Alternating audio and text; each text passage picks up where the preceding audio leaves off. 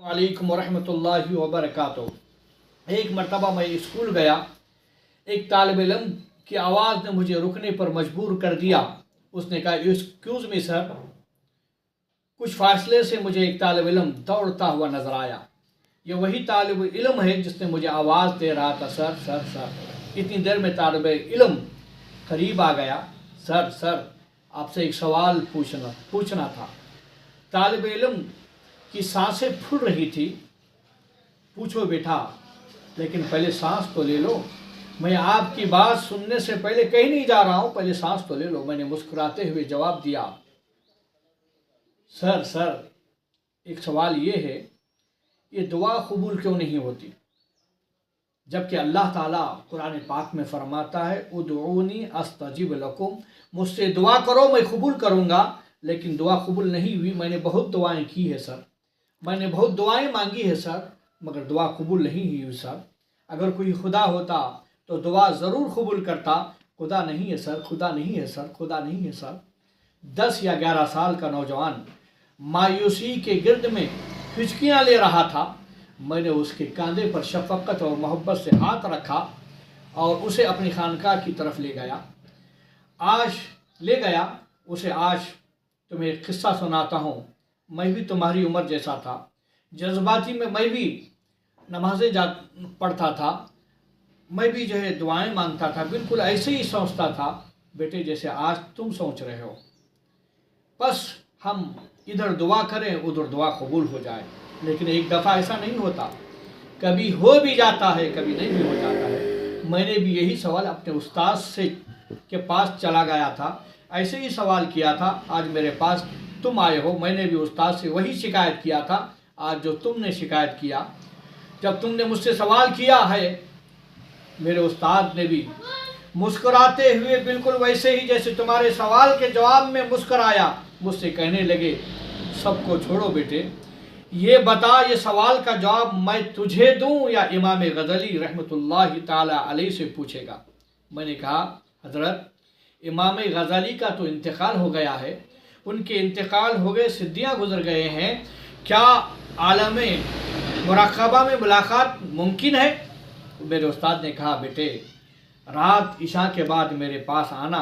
आज तुझे मैं इमाम गज़ली की बारगाह में लेकर चलेंगे। उनकी दरस की महफिल में बैठेंगे, उनका दरस सुनेंगे। मैं अपना सवाल भूल गया। वाक़ई दोस्तों, मैं बहुत खुशी अपने घर वापस चला गया। आज मेरे उस्ताद इमाम गज़ली रहमतुल्लाहि ताला अलैहि से मुलाकात करेंगे। रात इशा के बाद जब मैं अपने उस्ताद के पास पहुंचा तो मेरे उस्ताद ने कहा, आओ बेटे आओ। मैं बिल्कुल अकेले थे, मैं और मेरे उस्ताद दोनों अकेले थे। मेरे सामने डेस्क पर इमाम गज़ली रहमतुल्लाहि ताला अलैहि की किताब इहयाउल उलूम थी। अल्लाहु अकबर। मेरे उस्ताद ने मुझसे कहा, अब तुम अपना सवाल दोहराओ, अपना सवाल करो। मैंने सवाल दोहरा दिया तो उस हजरत, दुआ कबूल क्यों नहीं होती, हालांकि अल्लाह फरमाता है, उदऊनी अस्तजिब लकुम, मुझसे दुआ करो मैं कबूल करूँगा। मुझे ऐसा लगा कि मैं इमाम गज़ली रहमतुल्लाहि ताला अलैहि की मजलिस में मौजूद हूँ। इमाम गज़ली फरमा रहे थे, हज़रत इब्राहिम बिन आदम से भी यही सवाल हुआ था। हज़रत इब्राहिम बिन आदम ने फरमाया, तुम्हारे दिल मुर्दा हो गए हैं।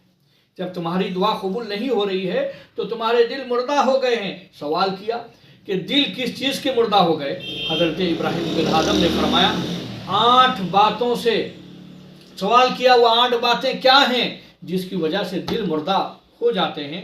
तो इब्राहिम बिन आदम फरमाते हैं, तुमने अल्लाह ताला के हक़ को पहचाना लेकिन उसका हक़ अदा नहीं किया। और दूसरी बात, तुमने कुरान की तिलावत की मगर उस पर अमल नहीं किया। और तीसरी बात, तुमने अल्लाह और रसूल से मोहब्बत का दावा किया लेकिन रसूलुल्लाह सल्लल्लाहु अलैहि वसल्लम की सुन्नत पर अमल नहीं किया।